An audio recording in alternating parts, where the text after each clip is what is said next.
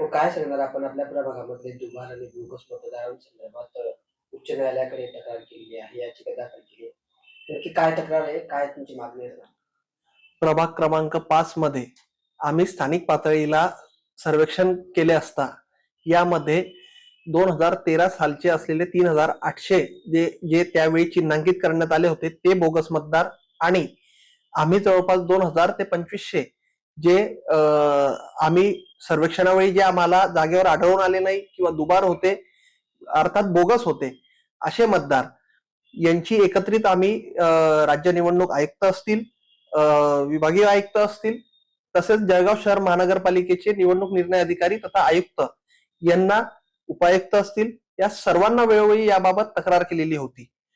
परंतु यामध्ये कुठलंही ठोस अशी कारवाई होताना दिसत नव्हती आणि यंत्रणा जी आहे ही कुठेतरी दबावाखाली काम करते आहे म्हणून आम्हाला संशय होता.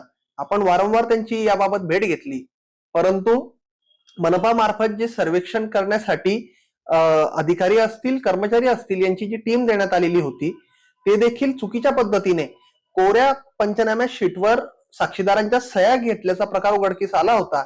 यामुळे त्यांच्यावर आम्ही अविश्वास त्या ठिकाणी दाखवलेला होता आणि पारदर्शक कारवाईची मागणी आम्ही त्यामध्ये केलेली होती.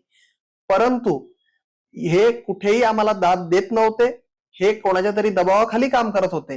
यामुळे आम्ही काल नामदार उच्च न्यायालयामध्ये याबाबत रिट पिटिशन दाखल केलेले आहे आणि त्यामध्ये मागणी केलेली आहे की हे जे जवळपास 5800 ते 6000च्या वर हे जे बोगस मतदार या आमच्या प्रभागामध्ये आहेत हे आधी चिन्हांकित केले जावे, यांना मतदानावेळी 4 पुरावे हे अनिवार्य केले जावे आणि तेव्हाच ही निवडणूक घेण्यात यावी.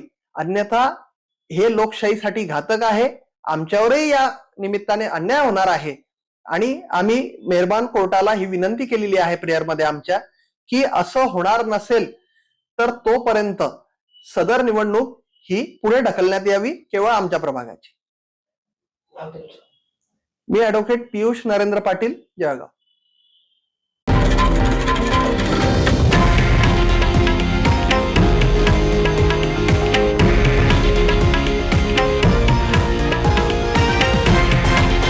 हे आहे देशातील नंबर 1 न्यूज नेटवर्क आणि आपण पाहत आहात TV9 मराठी, एकमेव.